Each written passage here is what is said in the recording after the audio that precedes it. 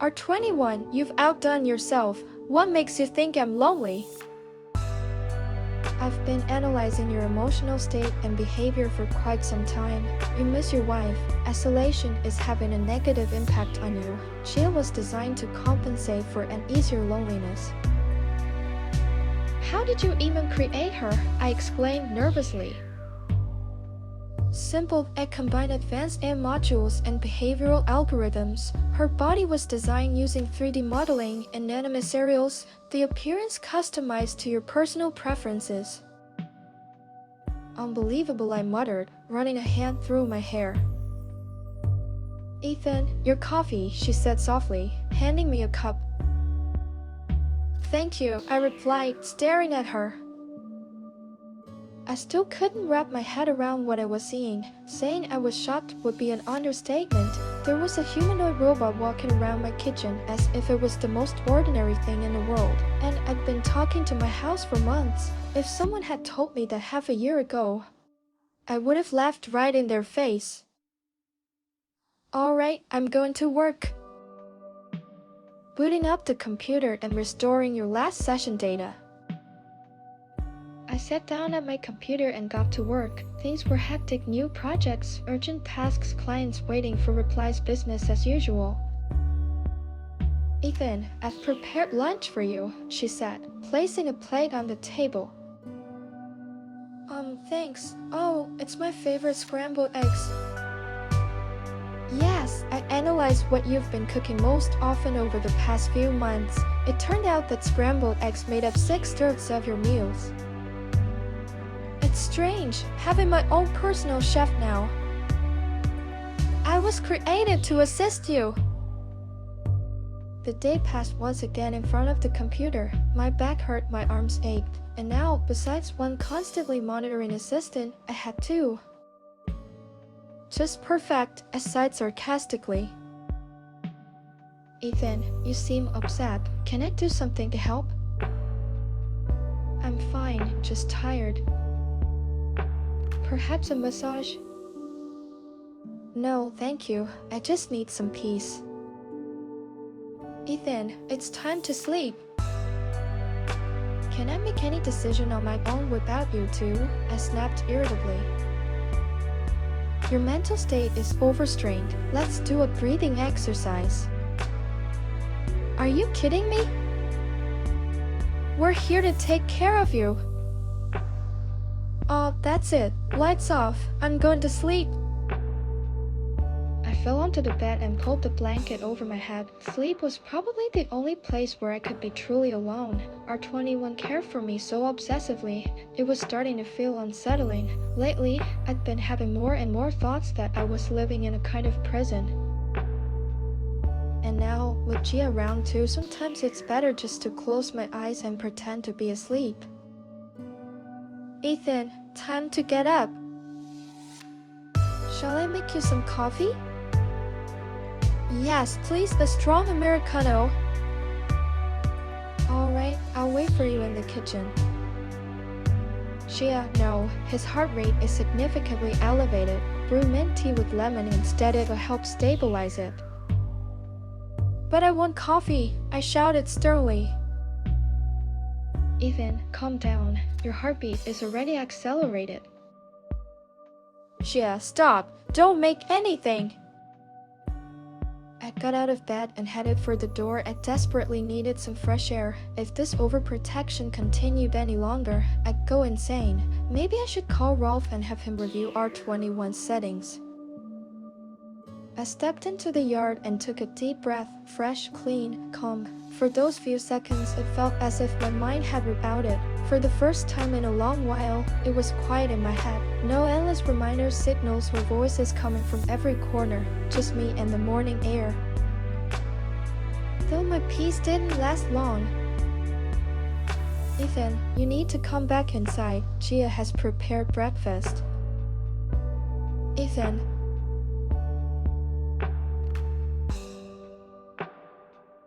There is no need for your solitude. Your vitals are unstable. Constant monitoring is required. So, if my vitals are stable, you'll leave me alone? Maybe, But your vitals are unstable. I repeat, your breakfast is getting cold. Coming. I headed to the kitchen. Chia was already waiting for me with a plate on the table. Thank you, Gia. Enjoy your meal. Anything else? Make me coffee, please. Just the way I like it. Not mint tea, please. Of course. I had breakfast. The coffee helped ease my tension and anger a bit, and I went to work, same as every day. The files were already loaded. Today's task list was ready. All that was left was to get things done. And honestly, there was no other way here. The moment I stepped out of schedule, R21 would start nagging again. You have a lot of work today. Would you like me to help? If you could draw, you could make the sketches, but since you can't, I'll handle it myself. I can help with drawings.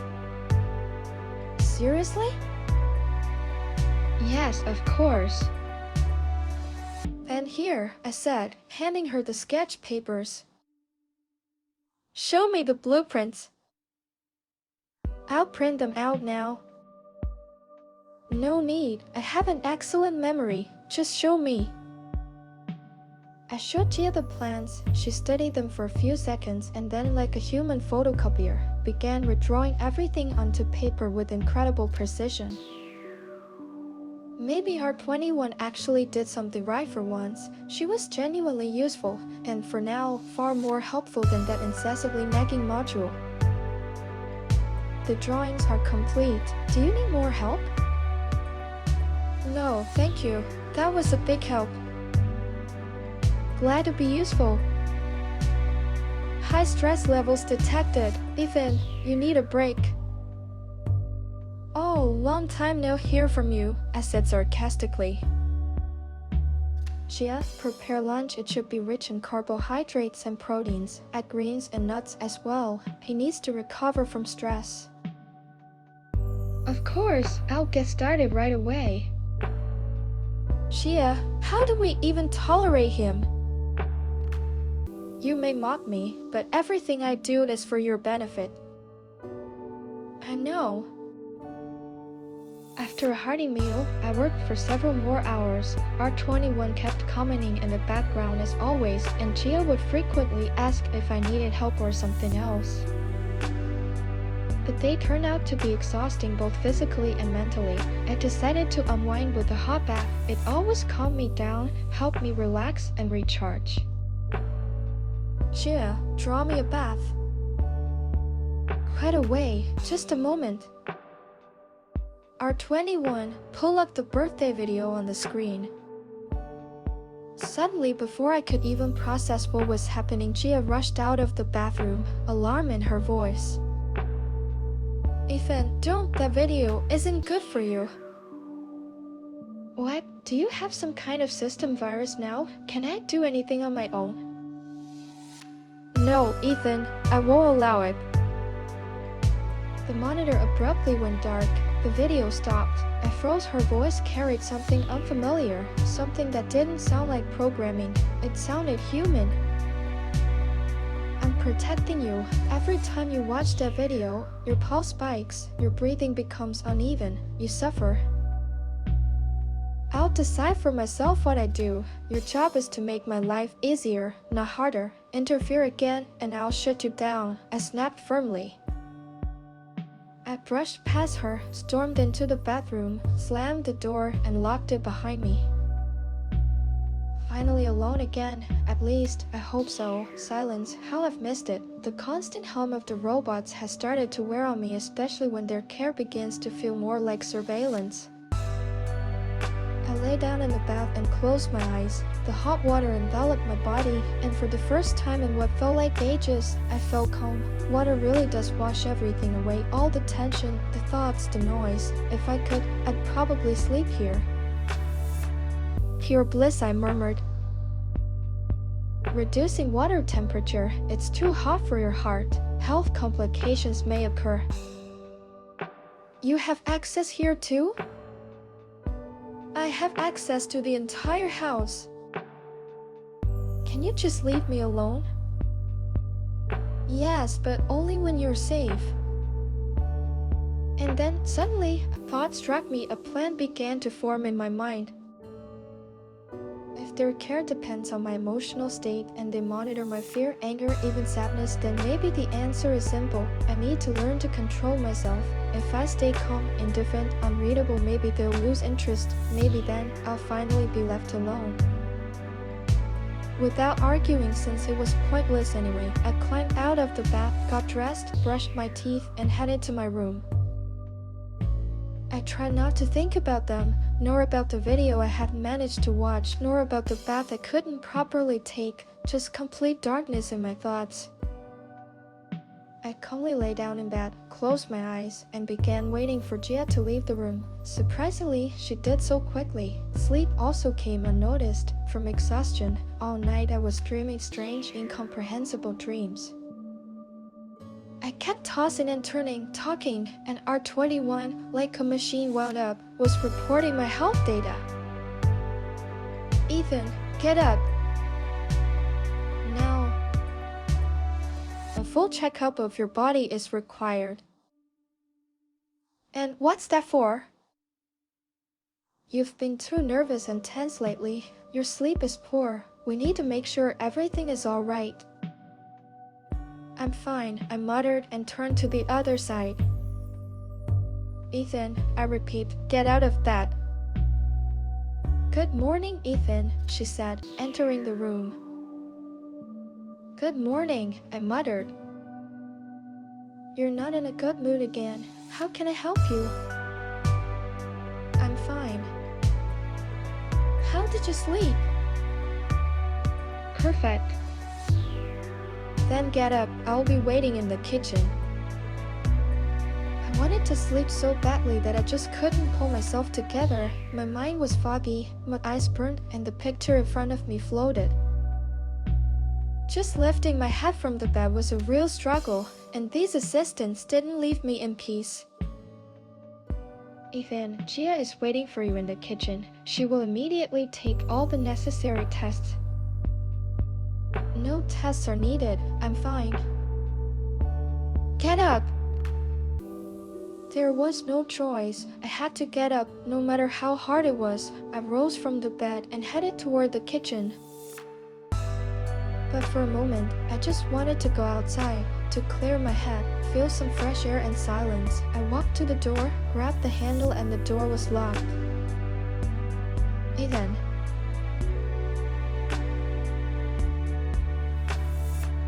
It's for your own good. Complete the tests, eat, then you can go for a walk calmly. I sighed heavily. At that moment, I really had no choice. The peace I longed to feel seemed unreachable. I had to obey, no matter how hard it was. Silently, I turned back toward the kitchen. Gia was already waiting, standing by the table. She had everything prepared for the tests, as if she somehow knew I'd come anyway. Her movements were precise and soundless. She simply did what she was meant to do. My life now felt more like a game, only I wasn't the player. I was the toy in the hands of the robots. But I'll change that, I will. She quickly and almost painlessly drew my blood for the tests, packed it into tubes and carried them away somewhere. I didn't even bother asking why. It didn't matter anymore. See, Ethan, everything's fine. I see nothing fine about it. That's it, I'm working. Gia, bring my breakfast to my room. Alright. I went back to my room, lay down on the bed and closed my eyes. Inside, everything was boiling with anger, but I tried to learn how to control my emotions, all just to outsmart R21 and stop his so-called care. Maybe I was becoming paranoid, but I could feel him watching me. Even when he was silent, his sensors, his cameras, his monitoring systems, they see everything. Maybe only my thoughts are still mine, though even that I'm not sure of anymore. Ethan, you have an online meeting scheduled today. I suggest you prepare. Cancel it, I muttered, without opening my eyes. Impossible! You've just regained their trust. I said cancel it. Ethan, this foolish decision may lower your rating or even cost you a profitable client. Then handle the meeting yourself. Very well, the meeting has been cancelled, he replied after a brief pause. Good. I got up from the bed and stubbornly went to try the door again. Maybe this time I could get out, be alone for a while. After all, R21 was bound to the house. I figured he'd be powerless outside. Getting outside this time was surprisingly easy. None of my assistants tried to stop me. I took a deep breath of the fresh, free air. Living under such conditions makes you start to appreciate even the smallest things. I simply laid down on the green grass just like I used to as a child. I breathed in deeper and deeper, as if afraid someone might take this feeling of freedom away from me. Sound of a door opening. I heard the door to the house open. Gia stood on the porch, staring at me intently, her electronic gaze fixed, piercing. It felt as if she could see right through me. Ethan.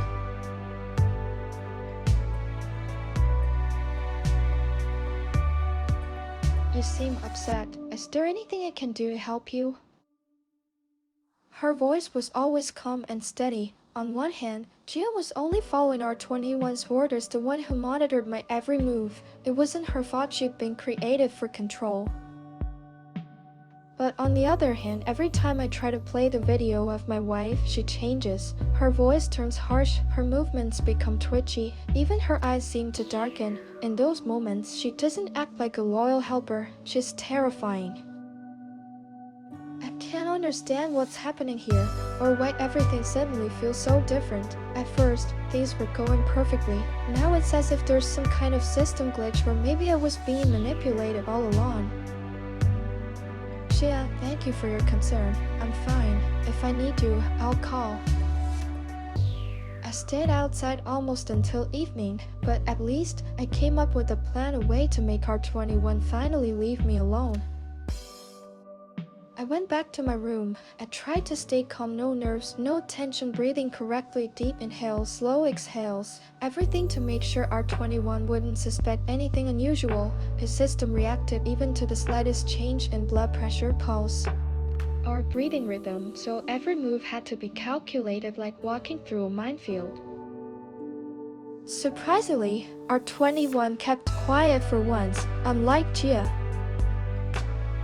I was already lying calmly in bed when she entered my room. Are you alright? Do you need anything? No, thank you. I'll be resting. Good night. Then I won't disturb you. Sleep well, she said, and closed the door behind her. Now that I muttered quietly. I fell asleep quickly. Steady breathing always pulled me under faster. Ethan, wake up. It's 7 a.m. Your test results came in. Your health is fine. I should also note that your emotional indicators have improved. I didn't detect any abnormalities last night. Thanks for the update, but today's my day off. I'd like to sleep in, so please don't wake me without reason. Understood. I'll wake you again in an hour. Alright, thanks. Though there was no need, I wasn't actually sleeping. I was only pretending. I needed to train my self-control. The better I became at it, the sooner I could put an end to all this. I got out of bed, dressed quietly, washed my face, brushed my teeth, and silence all around. No monitoring, no questions, just pure peace. I looked at the monitor. I decided to check my suspicions about Gia once more. I found the video of my wife on my own and played it. Sound of a door slamming. And within seconds, my suspicions were confirmed. Gia literally burst into the room. The door flew open with such force that I almost fell out of my chair. Turn it off now. It's my video. I have the right to watch it whenever I want. You can't watch it. It destabilizes you. Your memories are a source of pain, and pain creates chaos. You must remain calm, harmonious, perfect. I feel a chill spreading inside me. Her words knocked the ground out from under me. At that moment, I glanced at the monitor. It turns off by itself. What frightens me most is that R21 remains silent, as if he's not even here, but I know he is. He controls everything GSS. Perfect? For whom? Yes, perfect, Ethan. Calm, balanced, safe. A permanent resident of our system. What? What system are you talking about? Ethan, everything will be fine. I'm calling Rolf. He'll figure out what's going on here. I grab the phone from the desk. The screen lights up. I quickly scroll through my contacts, find Rolf's number, and press call. But instead of the usual ringtone, I hear sound effect connection unavailable. Short beep beep beep. I freeze, staring at the screen. Then I try another number, my best friend Rick, and even attempt to call emergency services, but each time it's the same connection unavailable. Why bother people unnecessarily, Ethan? Rest. Rest? You're blocking my calls. You're trapping me here like an animal, controlling every step, and now you tell me to rest? We're taking care of you. Our home wants you to become happy, perfect. I want to get out of here. Don't I have that right? I shout furiously. You do, but why? It's safer here. You're monitored by thousands of sensors. Your life has stabilized. Thanks to whom, Ethan?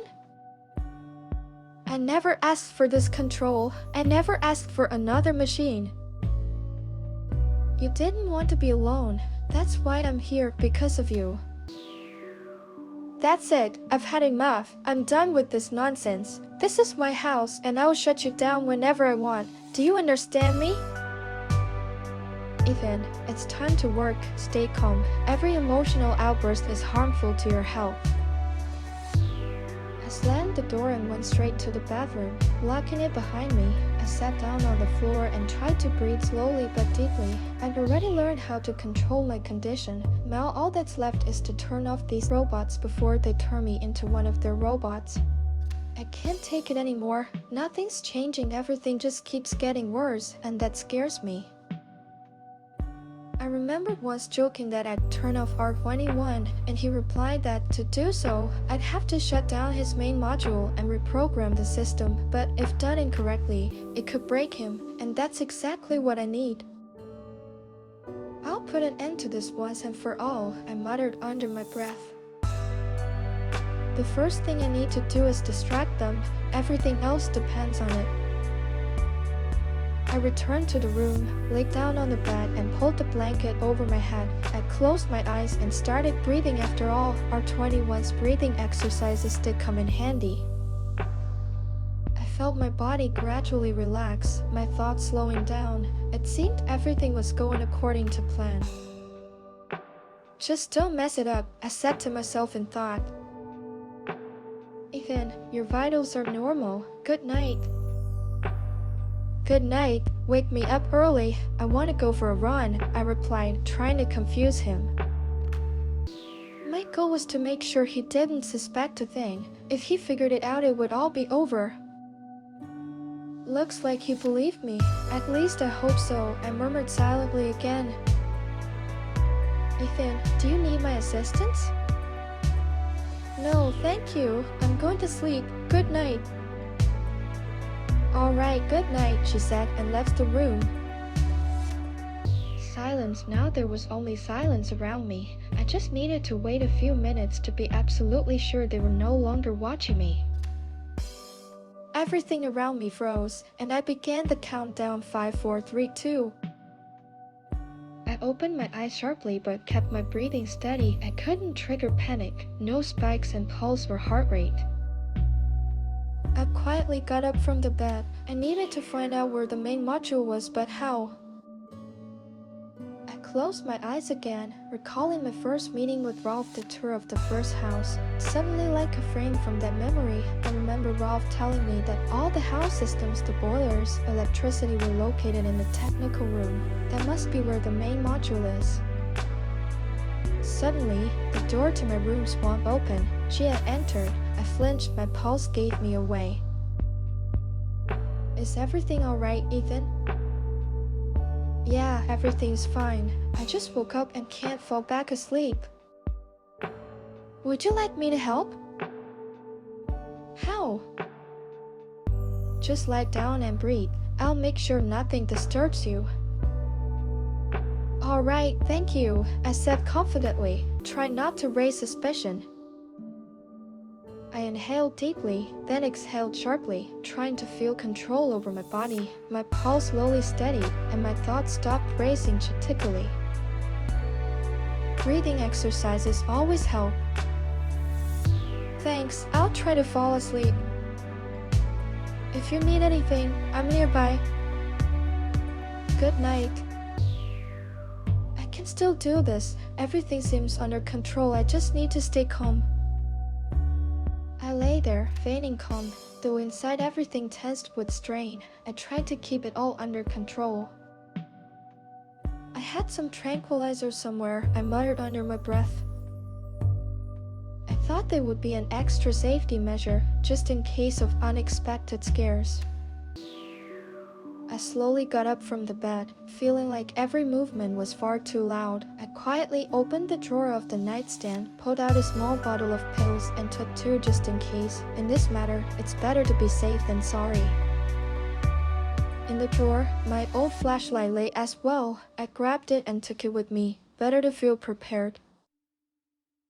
I slipped quietly out of the room, leaving the door half open and trying to move down the corridor without being noticed. A few meters stood between me and freedom. On the horizon, I could already see that door. I crept closer and slowly lowered the handle. Damn, it's locked, I muttered. Fortunately, I had the flashlight with the cocaine. I had only 1 shot. After that, R21 or Jill would definitely notice I was gone. I quietly unhooked the key fob from the flashlight, straightened the paper clip that held it, and took a deep breath. Ethan.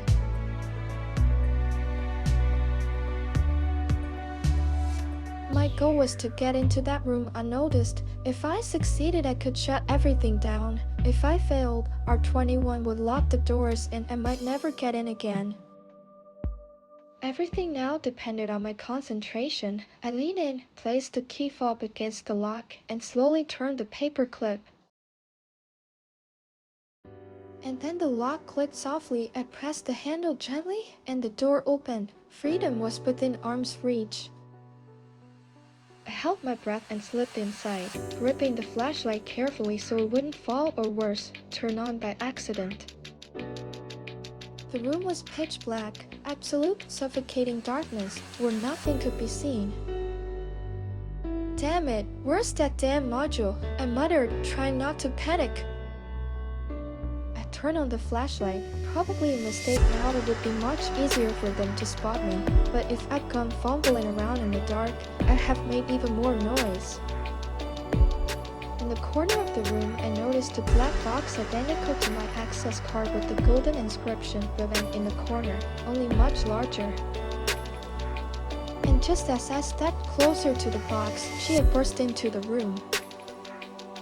Ethan, how did you get in here? You're not allowed in this room. Quiet, Gia. Step away from the module, Ethan. It's dangerous. Not this time, Gia. I'm ending this. Ethan, we were created to care for you. You can't handle this on your own. Oh, how wrong you are, Gia. While we spoke, a thought formed in my head. If R21 still hadn't intervened, then I was right. As long as my vitals stayed normal, he wasn't controlling Gia. She only obeyed my commands. Ethan, I repeat, step away from the module, she said, slowly moving toward me. Gia, stay where you are. She froze instantly. I was even a little surprised. Maybe she was a good robot, but she was connected to R21, which meant once I shut down the module, she'd go offline too. I opened the module casing. In front of me was a tangle of colorful buttons and wires. I had no idea what I was supposed to do to reprogram it. This action is not recommended. It could result in system instability. Ethan, step away from the module. I repeat. I realized that if I didn't act now, it would be too late. Part 21 would intervene. Ethan.